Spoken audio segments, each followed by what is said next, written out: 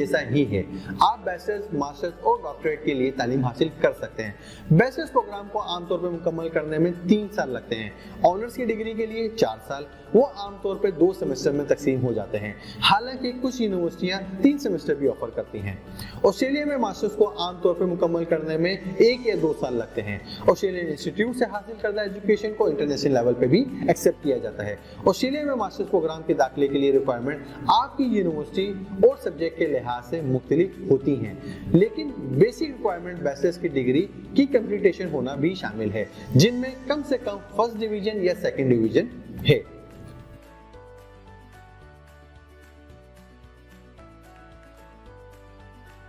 Now, hold your breath. I'm gonna discuss step-by-step application process guide to study in Australia.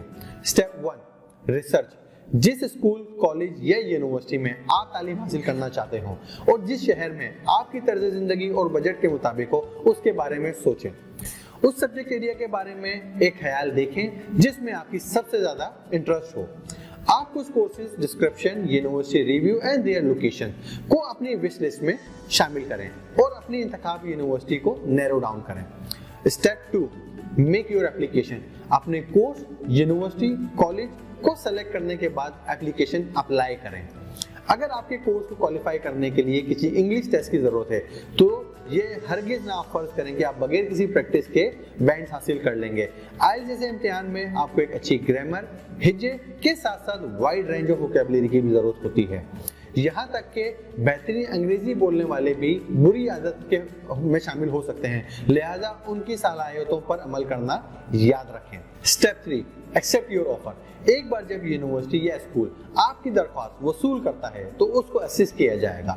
उसके results के बारे में आपको inform किया जाएगा।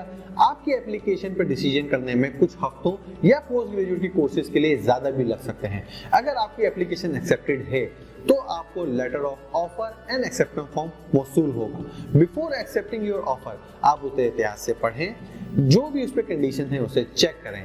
अगर आपको एक से ज्यादा कोर्स या स्कूल के लिए एक्सेप्ट हो जाते हैं तो आप हमें कांटेक्ट कर सकते हैं, हम आपके फैसला करने में मदद कर सकते हैं which option is best for you. Step 4, practice your English skills. It always a good idea to brush your English skills.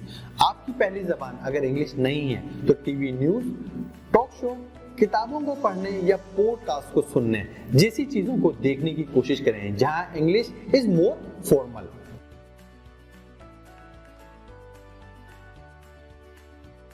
Step 5, cost of study. Australia में हायर एजुकेशन की कॉस्ट यूएसए और यूके जैसे दिगर destination के मुकाबले में काफी कम है। एक अंडर ग्रेजुएट प्रोग्राम को सालाना 15,000 ऑस्ट्रेलियन डॉलर से 33,000 ऑस्ट्रेलियन डॉलर तक और post graduate tuition fees 20,000 Australian dollar से 37,000 ऑस्ट्रेलियन डॉलर तक हो सकती है। इंग्लिश लैंग्वेज का प्रोग्राम करने का अगर आप इरादा रखते हैं तो ये कोर्स की ड्यूरेशन के लिहाज से वीकली 300 ऑस्ट्रेलियन डॉलर से शुरू होता है। इन एस्टिमेट्स में हाई वैल्यू कोर्सेज जैसे veterinary sciences, medicine and masters of business administration शामिल नहीं है, जहां आपको ज्यादा फीस पे करनी होती है या आप ज्यादा फीस पे करने की तो वो करें। Step 6, scholarships. बहुत सारी स्कॉलरशिप तमाम नेशनलिटीज के स्टूडेंट्स के लिए अवेलेबल हैं। ताहम ये तमाम स्कॉलरशिप कंडीशन उस इदारे, इंस्टीट्यूट या तंजीम के जरिए तय की जाती हैं जो स्कॉलरशिप ऑफर करते हैं। But mostly Australian universities offer if student have 3.0 CGPA और 70% मार्क्स इन परसेंटेज, तो वो 15 से 25% तक की स्कॉलरशिप के लिए एलिजिबल हो जाते हैं और अप टू 50% तक की स्कॉलरशिप यूनिवर्सिटी ऑफर करती है। It depends upon university programs and fee.